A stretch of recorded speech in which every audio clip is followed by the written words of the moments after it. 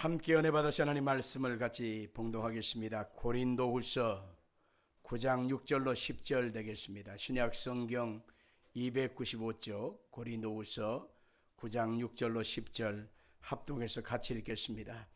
이것이 곧 적게 심는 자는 적게 거두고 많이 심는 자는 많이 거둔다 하는 말이로다. 각각 그 마음에 정한 대로 할 것이요 인색함으로나 억지로 하지 말지니 하나님은 즐겨내는 자를 사랑하시느니라. 하나님이 능히 모든 은혜를 너희에게 넘치게 하시나니 이는 너희로 모든 일에 항상 모든 것이 넉넉하여 모든 착한 일을 넘치게 하게 하려 하심이라. 기록된 바 그가 흩어 가난한 자들에게 주었으니 그의 의가 영원토록 있느니라 함과 같으니라. 심는 자에게 씨와 먹을 양식을 주시는 이가 너희 심을 것을 주사 풍성하게 하시고 너희 의의 열매를 더하게 하시리니. 아멘. 성공과 회복 원칙 15번째, 어려울수록 심어야 할 이유, 이런 제목으로 말씀을 증거하겠습니다. 우리가 잘 알고 있는 우리나라의 속담 중에 콩 심은데 콩 나고 팥 심은데 팥 난다라고 했습니다. 콩 심었는데 팥이 날 수가 없고 팥 심었는데 콩이 날 수가 없듯이 그대로 나게 되어 있다는 것입니다. 적게 심는 자는 적게 거두고 많이 심는 자는 많이 거둔다고 하는 말도 있죠. 정신세계도 똑같습니다. 우리가 사랑을 심었는데 미움을 거둘 수 없고 미움을 심었는데 사랑을 거둘 수가 없는 것입니다. 우리가 미움을 심어놓고 사랑을 기대한다면 그것은 굉장히 어리석은 사람인 것입니다. 우리는 최선을 다해서 좋은 열매 거두기를 원한다면 좋은 것을 심어야 하는 것입니다. 왜냐하면 내가 심어놓은 그것을 동일하게 거두고 항상 그것에 대한 열매를 우리가 맛보고 살기 때문에 그런 것입니다. 우리가 이처럼 꽃피는 좋은 때가 되어지면 농부들은 자던 잠자리에서 일어나게 됩니다. 왜냐하면 밭을 갈고 눈을 갈고 개간을 위해서 씨앗을 뿌리기 위함인 것입니다. 심을 때는 반드시 어떤 것을 기대하냐면 내가 올해 이 농사를 힘들게 하지만 반드시 가을이 되면 풍성한 열매를 거둘 것이다 라고 하는 마음의 기대와 소망이 있기 때문에 힘들지만 어렵지만 수고롭지만 심는 것을 그치지 않는 것입니다. 사랑하는 성도들, 우리가 100배의 결실을 내 인생 속에 맺기를 원하시면 아멘 하십시오. 내 일평생에 풍성하고 아름다운 열매를 맺기를 원하시면 아멘 하십시오. 그러면 이 말씀의 귀를 좀 기울이십시오. 여러분의 인생 속에 아름다운 역사가 있기를 예수 이름으로 축원합니다. 우리가 먼저 할 것은 이웃과의 관계에서 작은 친절과 사랑을 심기를 훈련해야만 하는 것입니다. 우리가 할 수만 있다면 최선을 다해서 이웃에게 친절과 사랑을 우리는 심으려고 애를 써야 하는 것입니다. 조건 없는 친절과 사랑을 베풀어 놓으면 당장은 내 삶 속에 거둬지지 않을 수가 있습니다. 그 사람이 알아주지 않을 때가 있습니다. 그러나 지나놓고 보면 사랑을 심어 놓는 것이 미움과 저주를 심어 놓는 것보다 훨씬 더 잘한 것입니다. 시간이 지나놓고 보면 그 순간에는 나를 알아주지 않아요. 내 마음을 이해해주지 못할 때가 있습니다. 그러나 시간이 지나보면 아하, 그게 사랑이었구나. 그 사람이 정말 나한테 애쓰고 수고했구나. 이것을 나중에 철이 들면 깨닫게 되어 있기 때문에 아름다운 것을 심으려고 우리는 애써야 하는 것입니다. 마태복음 7장 12절 같이 읽겠습니다. 남에게 대접을 받고자 하는 대로 너희도 남을 대접하라. 이것이 율법이요 선지자니라. 성경은 이렇게 말하고 있습니다. 율법이라고 하는 것은 하나님의 정한 뜻이라는 것입니다. 선지자의 강령이라고 하는 것은 뭐냐? 선지자들이 그대로 외쳤는데 그대로 이루어졌기 때문에 그 말을 하는 것입니다. 로마서 12장 15절 이하를 보겠습니다. 즐거워하는 자들과 함께 즐거워하고 우는 자들과 함께 울라. 마음을 같이하며 높은 데 마음을 두지 말고 도리어 낮은 데 처하며 스스로 지혜 있는 채 하지 마라. 아무에게도 악을 악으로 갚지 말고 모든 사람 앞에서 선한 일을 도모하라. 아멘. 악을 갚지 말고 모든 사람 앞에서 선한 일을 도모하면 이것이 예수 이름으로 행한 것임을 뒤늦게 알게 되어 있습니다. 할렐루야. 그래서 흔히 선한 끝에는 좋은 일이 있다고 하지 않습니까? 함께 즐거워해주고 함께 울어주고 함께 옆에 있어주고 그들을 위해서 눈물로 기도해주고 주님의 사랑의 증거가 되어지면 반드시 아름다운 역사가 있다는 것을 우리는 삶을 살아가면서 알게 되는 것입니다. 우리가 부메랑이라고 하는 무기가 있음을 알 수 있습니다. 부메랑이라고 하는 것은 약간 꼬부라졌지요. 손을 잡고 이렇게 휙 돌리자면, 그러면 나무 위에 어떤 새나 어떤 그 짐승이 있으면 그것에 딱 맞춰서 떨어뜨리잖아요. 그런데 저 부메랑이 반드시 던진 내 손에 돌아온다는 것입니다. 그래서 부메랑에 올리다 이렇게 말을 하는데, 우리의 삶 속에 베푸는 그것, 내가 행한 그것은 반드시 돌아오는 것입니다. 좋은 것을 베풀든 나쁜 것을 베풀든 반드시 그대로 되어지는 것을 우리는 알아야 하는 것입니다. 실제로 미국 대사, 특별히 주한 미국 대사를 보낸 제임스 레인이라고 하는 분이 있습니다. 화면에 나온 이분인데, 이분이 미국 에모리 대학교 캔들러 신학대학 교수로 재직하던 시절에 건강을 위해서 늘 걸어서 학교에 출근을 했어요. 어떨 때는 자전거를 타고 출근을 했습니다. 그런데 한번 공원을 지나가는데 어떤 늙은 노인이 벤치에 앉아가지고 얼굴을 감싸고 이렇게 수심 속에 있더라는 것입니다. 자기가 생각할 때 저 노인은 집에서 쫓겨났든지 식구들에게 버림을 당한 참 처량한 인생처럼 느껴졌습니다. 그래서 그 노인에게 다가갔습니다. 그리고 그분에게 말을 걸기 시작했습니다. 그리고 집에 있던 빵이나 쿠키 아니면 커피를 2잔 타가지고 한 잔 주면서 같이 말동무를 해줬습니다. 그러고서 같이 친구가 되어진 지 2년이 지났습니다. 근데 어느 날부터 그 노인이 보이지 않는 것입니다. 그래서 어찌된 일인가 하고서 수소문 해보니까 그 노인이 지금 죽었다는 것입니다. 그래서 지금 장례를 치르고 있는 중이라는 것입니다.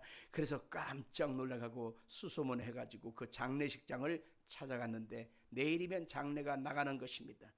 야, 이게 어찌된 일인가 하면서 두리번 하는데 어떤 분이 와서, 레이니 교수님이시죠? 예, 그렇습니다만은 한 가지 봉투를 내밀면서 한번 읽어보시죠. 그런 것입니다. 그러고 나서 이 사람이 이게 뭡니까? 읽어보시죠. 그래서 이제 서류를 개봉을 해서 열어보았는데 까무러칠 뻔했습니다. 거기에는 이렇게 쓰여져 있기 때문인 것입니다. 그 사람은 코카콜라의 회장이었던 것입니다. 버림을 받은 노인인 줄 알았는데 그게 아니었던 것입니다. 이 사람은 은퇴한 다음에 할 일이 없어서 그냥 거기에 있었던 것입니다. 그런데 거기에 늘 함께해 주었던 2년의 시간이 지난 다음에 그 사람이 남긴 그 봉투에는 이렇게 쓰였습니다. 당신은 2년여 동안 내 집 앞을 지나면서 늘 나의 말벗이 되어진 좋은 친구였어. 나의 친구 레인이 고마웠어. 여기까지는 이제 보통 말이지요. 근데 그 사람이 그 편지와 함께 자그마치 25억 달러의 유산과 코카콜라의 주식 5%를 유산으로 레이니 교수한테 남겨주고 간 것입니다. 25억 달러는 당신이 원하는 대로 쓰시고 5%의 좋은 주식은 당신이 하고 싶은 사업에 투자하세요. 이렇게 쓰여 있다는 것입니다. 제가 심심해서 25억 달러가 과연 얼만큼 되는가 해서 계산을 해보지 않겠습니까? 24년도 4월 14일 오늘 기준자로 자그마치 3조 4,220억 원이에요. 이 반응이 그럴 줄 알았어요. 내가 만져본 적도 없고 본 적도 없고 쥐어본 적도 없기 때문에 3조 4,220억 원.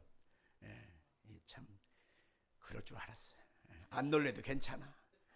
어마어마한 엄청난 돈을 유산으로 남겨주고 간 것입니다. 거기다가 5%의 코카콜라 주식은요, 이보다 더 많지요. 어마어마한 돈을 남겨주고 당신이 원하는 대로 쓰세요라고 맡겨놓고 간 것입니다.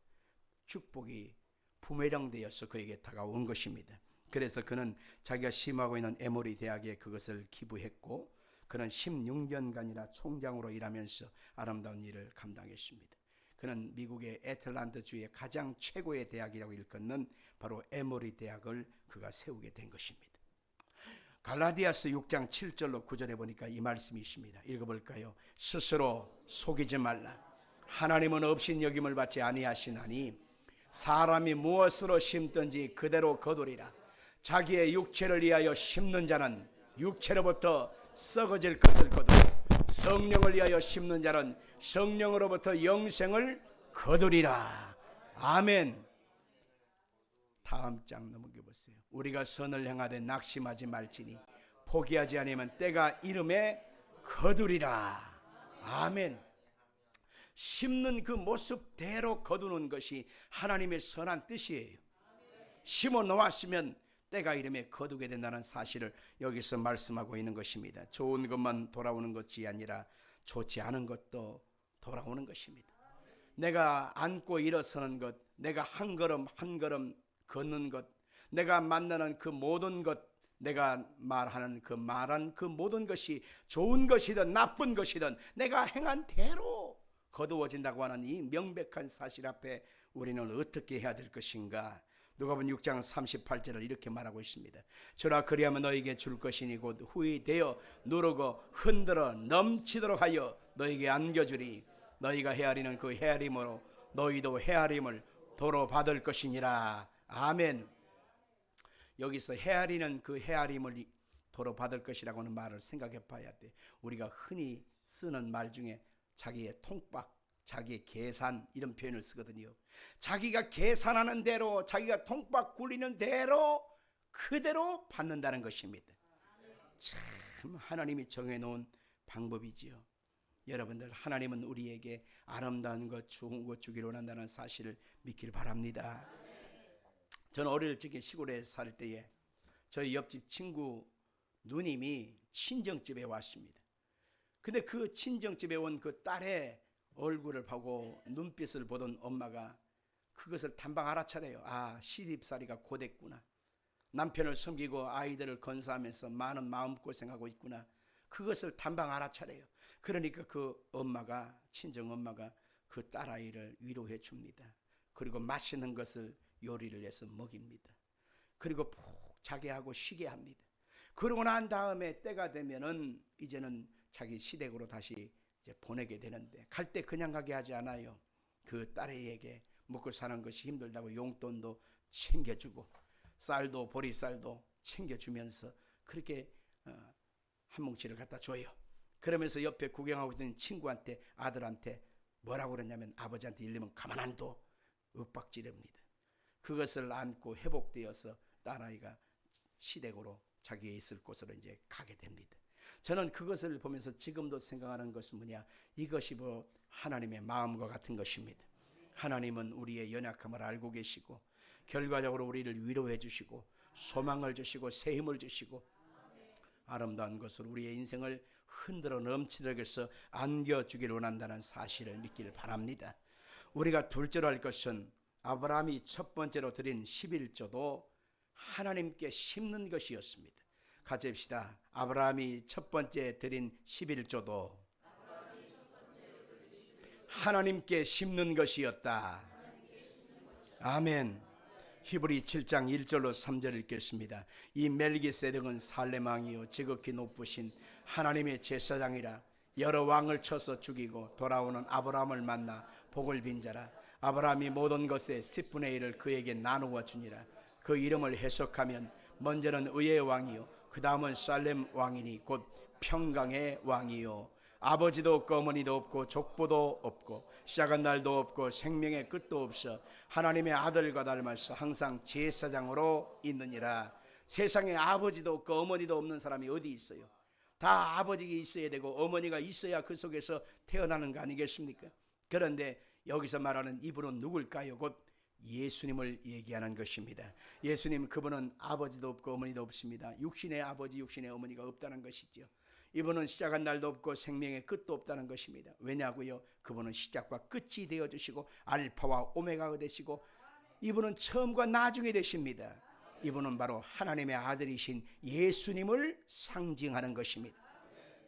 아브라함이 전쟁에서 이기고 돌아오는 때에 축복하러 나온 이 멜기세덱 제사장, 곧 하나님의 아들한테 자기의 노획물 중에 10분의 1을 띄어서 바로 바쳤다라고 하는 11조의 시작을 여기서 얘기하고 있는 것입니다. 아브라함의 손자된 야곱도 마찬가지입니다. 야곱이라고 하는 사람의 11조의 장면이 어디서 나오냐면 형을 속이고 아버지를 속이고 형 대신에 축복권을 받아버립니다. 나중에 알고 형 에서가 야곱을 죽인다고 하니까 도망을 갑니다. 할아버지의 고향 땅인 하란 땅으로 도망가다가 광야에서 돌베개 베고 잠을 맞을 때가 있었습니다. 그때 하나님이 환상 중에 그에게 나타나셨는데 하늘문이 쫙 열리고 사닥다리가 위에서부터 아래까지 쫙 내리고 천사가 오르락내리락 오르락내리락 하는 것을 보면서 아하, 여기가 곧 하나님의 임재하신 성전이구나, 하나님이 계신 곳이구나. 그리고 그가 서원하는 장면이 있습니다. 창세기 28장 20절입니다.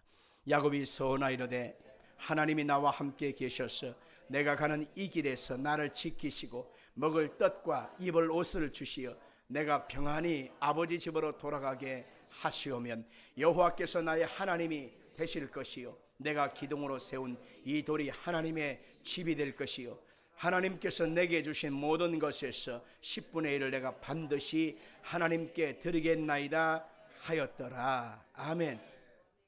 아브라함도 11조를 시작하겠습니다. 야곱도 11조의 모습으로 그가 고백하고 있습니다. 여러분들 11조는 보통 율법이라고 생각합니다. 그래서 율법을 생각하는데 실상은요, 이 율법의 시작은 어디서 시작되느냐, 모세 시절에 율법을 받게 됐습니다. 출애굽기 20장부터 하나님이 시내산 율법을 주신 장면인데 거기서부터 11조가 시작된 겁니다. 아브라함부터 모세까지는 400년이라고 하는 갭이 나오는데 400년 전에, 율법이 있기 전에 아브라함도 11조를 고백했고 야곱도 11조를 고백했다라고 하는 사실을 알 수가 있는 것입니다. 이처럼 우리가 하나님 앞에 11조를 드림으로 말미암아 하나님과 동행하게 되어지고 직접 하나님과 대화하고 싶고 더 가까워지게 되는 것을 알 수가 있는 것입니다. 여러분과 제가 늘 경험하는 거지만 11조를 드릴 때에 우리의 기도하는 마음의 태도와 11조를 못할 때의 마음의 태도는 희한하게 다르다는 것을 알게 됩니다. 뭔가 모르게 나의 의무와 사명을 감당하지 못하기 때문에 희한하게 기도가 잘 안 돼요. 껄쩍지근해질 때가 있습니다. 왜 그럴까요? 그것은 하나님 앞에 나의 사명, 나의 의무를 감당하지 못한 것에 대한 나의 마음에 오는 또 한 번의 죄책감과 같은 것입니다. 그러나 11조는 하나님 앞에 드려야 될 우리의 믿음의 고백이요, 하나님 그분이 나의 하나님이라고 하는 사실, 나는 하나님만 섬긴다고 하는 또 다른 신앙의 고백과 같은 것입니다. 11조를 안 드렸다고 해서 지옥 가는 것 아닙니다. 11조를 드려야만 천국 간다, 그런 말도 없습니다. 천국과 지옥은 예수를 믿었느냐 안 믿느냐 이것에서 갈라지는 것이지, 11조 가지고 천국과 지옥을 논한다면 그것은 이단입니다. 그러나 11조는 곧 우리의 신앙의 고백과 같은 것입니다. 하나님 그분이 나의 하나님입니다. 나는 물질의 종이 아닙니다. 하나님께서 이 모든 것을 주셨고 나는 하나님만 섬깁니다 라고 하는 신앙의 고백으로 드려지는 것입니다. 우리가 말라기 3장 10절에 보니까 11조의 약속이 분명히 있습니다. 읽어봅시다. 만군의 여호와가 이르노라 너희의 온전한 11조를 창고에 들여 나의 집에 양식이 있게 하고 그것으로 나를 시험하여 내가 하늘문을 열고 너희에게 복을 쌓을 것이 없도록 붙지 아니하나 보라. 아멘.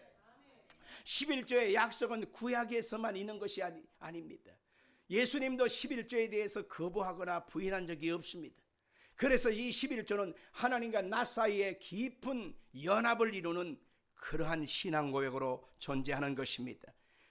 예수님께서도 마태복음 6장 20절 이하에 보니까 오직 너희를 위하여 보물을 하늘에 쌓아두라.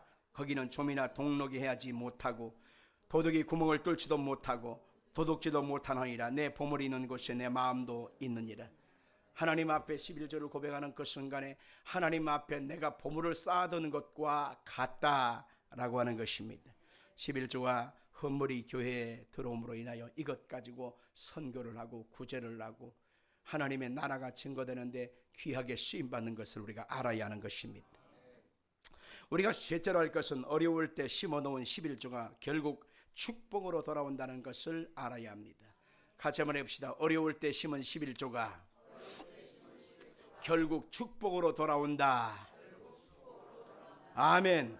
11조가 가져온 축복은 대단합니다. 저는 예수를 믿고 10의 1조를 드렸고 10의 2조도 드리고 10의 5조도 드리고 어떤 때는 10의 10조를 다 드려서 하나님께 은혜를 입고 그렇게 믿음으로 산 고백대가 많습니다. 그렇지만 하나님이 기도에 응답해 주셔서 정말로 많은 일들을 경험하게 했습니다. 오늘 본문 고린도서 9장 6절로 9절까지를 읽겠습니다. 이것이 곧 적게 심냐는 적게 거두고 많이 심냐는 많이 거둔다 하는 말이로다. 각각 그 마음에 정한 대로 할 것이요 인색함으로나 억지로 하지 말지니 하나님은 즐겨 내는 자를 사랑하시느니라. 하나님이 능히 모든 은혜를 너에게 넘치게 하시나니 이는 너희로 모든 일에 항상 모든 것이 넉넉하여 모든 착한 일을 넘치게 하게 하려 하심이라. 기록된 바 그가 흩어 가난한 자들에게 주었으니 그의 의가 영원토록 있느니라 함과 같으니라. 잠언서 3장 9절로 10절도 읽어볼까요? 내 재물과 내 새산물에 처음 익은 열매로 여호와를 공경하라. 그리하면 내 창고가 가득히 차고 내 포도즙 틀에 새 포도즙이 넘치리라. 아멘. 하나님 앞에서 우리가 거둬들인 첫 번째 것에 대한 온전한 신앙 고백을 여기서 분명히 말하고 있지 않습니까? 우리가 여호수아를 읽다 보면 여호수아 6장에 여리고성이 무너져 내리는 장면을 봅니다. 근데 여호수아 6장에 하나님이 분명히 말씀한 것은 첫 번째 성읍 여리고성에서 얻은 전쟁의 노획물은 여호와의 것이니 다 여호와의 곳간에 드릴지니라.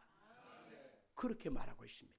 그런데 하나님께 드려져야 될 마땅한 것을 누가 훔쳤습니다. 그 사람이 누구일까요? 아간이라는 사람이었습니다. 그것을 훔쳐가지고 금덩이 하나 은덩이 하나 시날산의 외투 한 벌을 훔쳐서 자기 장막 밑에 감춰두고 아무도 몰라, 너도 몰라, 나도 몰라, 다 몰라, 나만 알아 이러고 있었어요. 그런데 여호수아 7장으로 넘어가서 작은 성 아이성을 침공해 갔습니다. 물론 하나님께 묻지 아니한 것도 있어요. 그런데 하나님이 거기서 뭐라고 얘기하냐면 아이성 전투에서 3,000명의 사람이 다 죽어버리. 그러니 여호수아와 백성들이 그냥 가슴을 치고 울고 옷을 찢고 난리가 났습니다. 이 이유가 뭡니까? 그렇지만 하나님이 딱 찍어내는 것이 너희 노획물 하나님께 드려져야 될 것을 훔친 놈이 있다. 그래서 누굽니까? 해서 제비를 뽑았는데 뽑았는데 그게 바로 가인이었습니다. 너는 왜 훔쳤느냐 하고서 하나님이 들여다보고 계시는 것입니다. 과연 그 장막에 가서 보니까 금덩이 은덩이 신할천의 외투를 장막 밑에다가 덮어놓고 감춰놓았습니다. 아무도 몰라 했는데 하나님은 처음부터 끝까지 다 들여다보고 하셨습니다. 하나님이 거기서 말씀하신 처방법은 뭐냐면 가인과 그에 속한 모든 자들을 끌어내다가 아골 골짜기에다 던져놓고 돌팔매질하고 그의 모든 소유를 다 불로 다 태우라. 하나님께서 그 죄를 다 끝냈다고 생각했는데 또다시 죄화가 시작되는 것을 보면서 하나님이 그곳에서 다 죽이라 그렇게 말한 것입니다.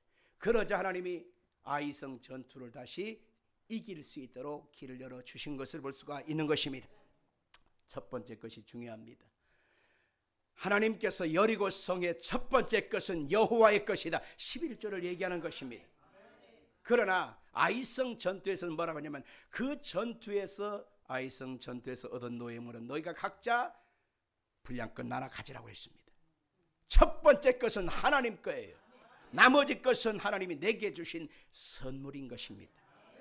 그래서 우리가 고백해야 될 것을 고백하지 아니하면 결국 좋은 일이 내게 생기지 않는다. 이것을 알 수가 있는 것입니다.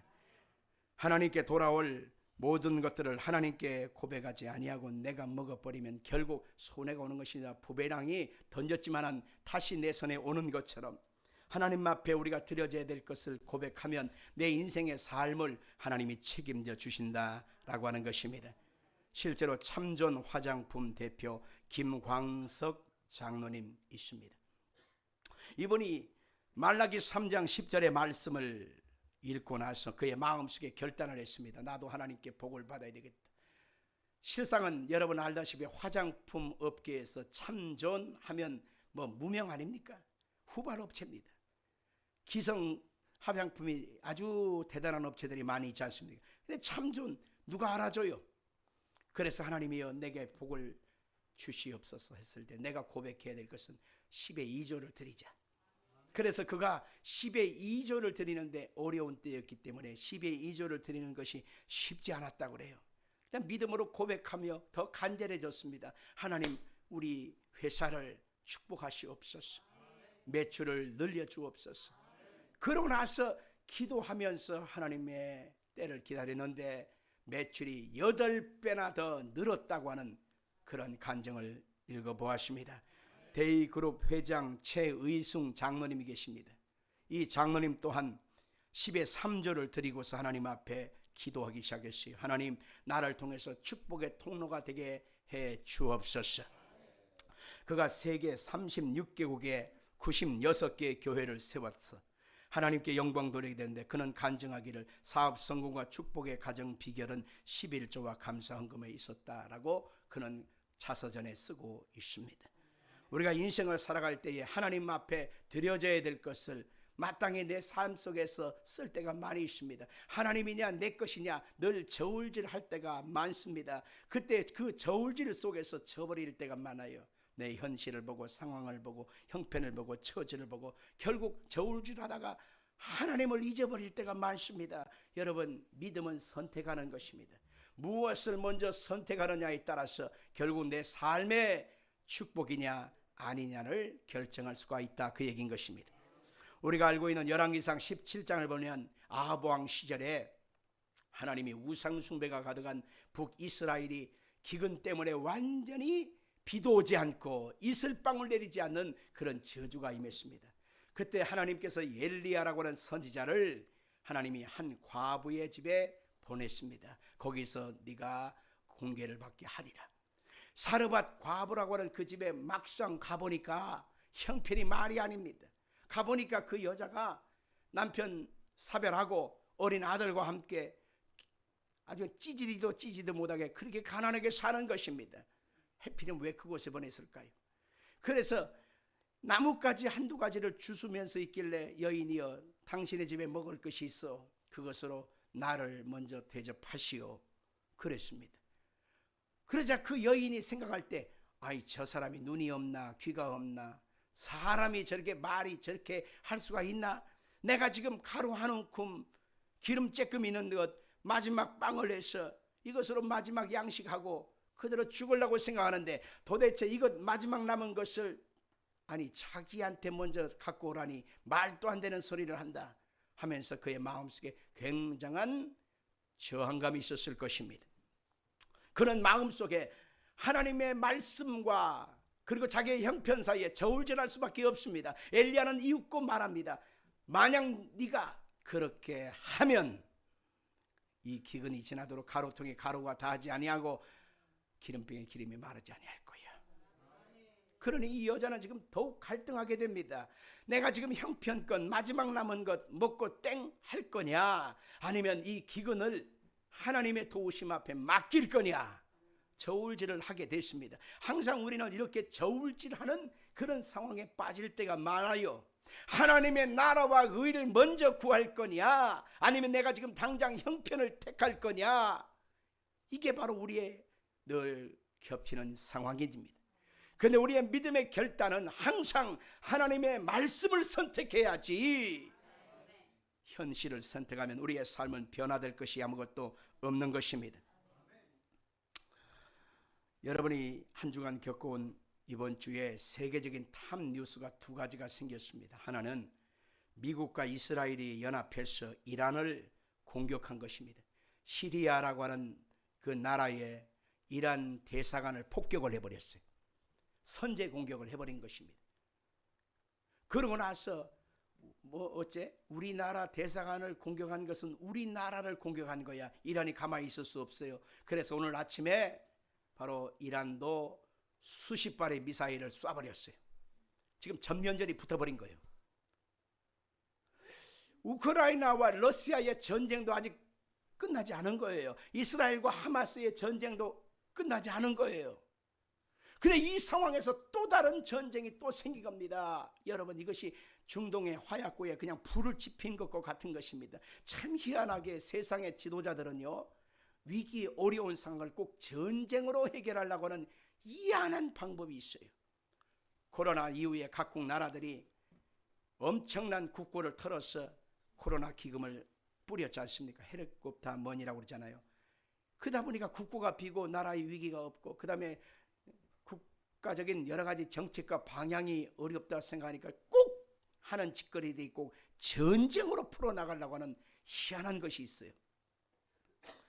이 전쟁하면 됐지, 뭐 우리나라가 무슨 상관이야. 그게 아니에요. 이 전쟁의 여파가 갑자기 어떻게 나왔느냐.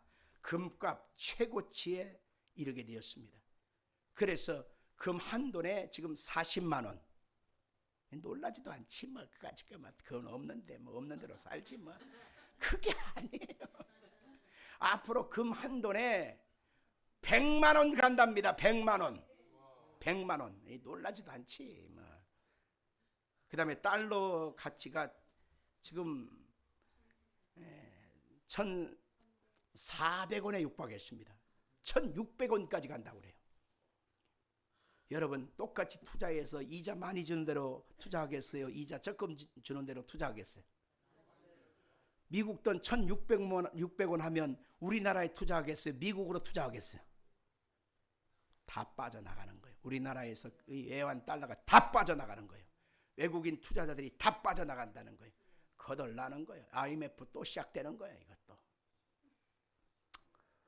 유가가 100달러를 육박하면서 지금 전전하고 있습니다.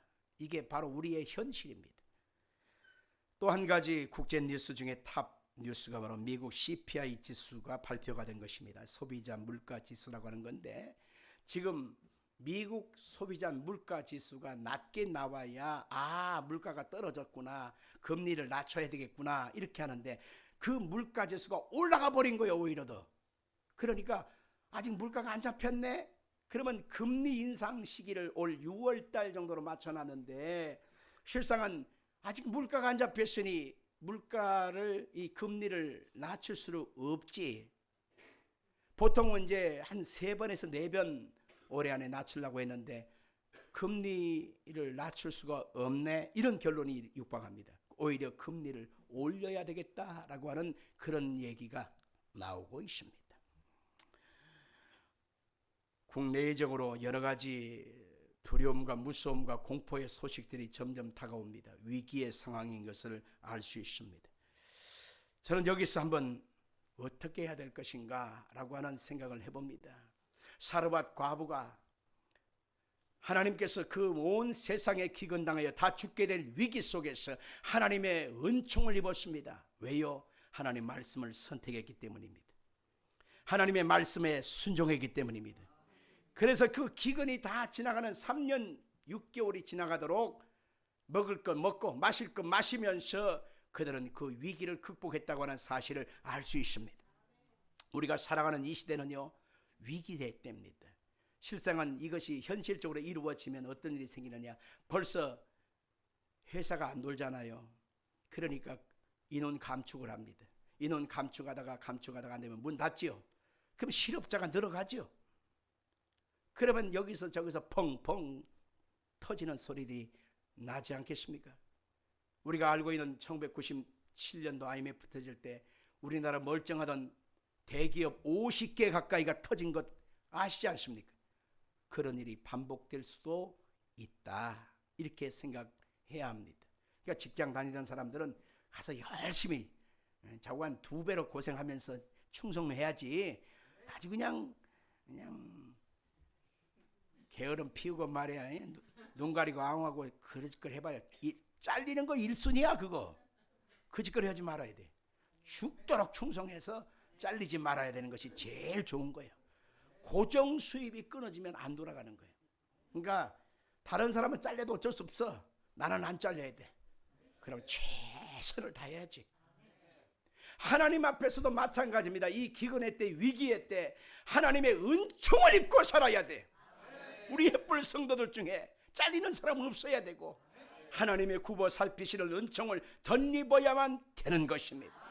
그게 바로 뭐냐? 하나님과 연결되어진 고리를 스스로 자르면 안 되는 것입니다. 그게 바로 11조인 거예요. 하나님 앞에 이 믿음의 11조를 선택해야 될 여러 가지 갈등 요소들이 많이 있지만 하나님께서 내게 주시는 그 복이 끊어지지 않게 하게 하여 여러분의 믿음의 11조를 하나님 앞에 고백하십시오. 그러면서 손을 부들부들 떨면서 하나님, 내가 이런 형편에서 11조를 뗍니다. 하나님 약속대로, 하나님의 약속대로 황충을 금하여 주시며 포도 열매가 기한전에 떨어지지 않게 해 주시며 야곱의 기업을 하나님이 복을 주신 것처럼 내 인생과 내 가정에, 자녀들의 사업장에, 직장에 하나님 복을 내려 주옵소서. 물질 나가는 구멍 막아주시고 황충을 금하여 주시고 하나님 나를 붙들어 주옵소서. 하나님 앞에 믿음을 고백해야 기도도 나오는 거야. 믿음을 고백하지 않으니까 기도도 안 되지. 성도 여러분들, 여러분 잠은 자답하면서 오늘 이 말씀을 여러분 받았으면 좋겠습니다. 고린도후서 9장 8절을 읽고 마치겠습니다. 시작. 하나님이 능히 모든 은혜를 너희에게 넘치게 하시나니 이는 너희로 모든 일에 항상 모든 것이 넉넉하여 모든 착한 일을 넘치게 하게 하려 하심이라. 하나님의 선한 뜻은 뭐예요? 넉넉하여 착한 일을 넘치게 하는 것이 하나님의 뜻인 것입니다. 위기의 때 여러분과 저는 심어야 될 이유를 분명히 알아야 합니다. 심어야만 거둘 수 있기 때문입니다. 심은 것이 있어야만 거둘 것이 있는 것입니다. 위기의 때를 버티고 승리하고 돌파할 수 있는 것은 하나님의 은총을 받는 길밖에 없는 것입니다. 그 은총은 심는 자에게 임하고 그 사람에게 역사가 일어나는 것입니다. 그래서 기도를 심고 사랑을 심고 눈물을 심고 11조를 심고 그 나라와 의를 구하는 것을 심어야 하는 것입니다. 여러분 모두에게 이 위기의 때 승리하기를 주 이름으로 축원합니다. 살아계신 아버지,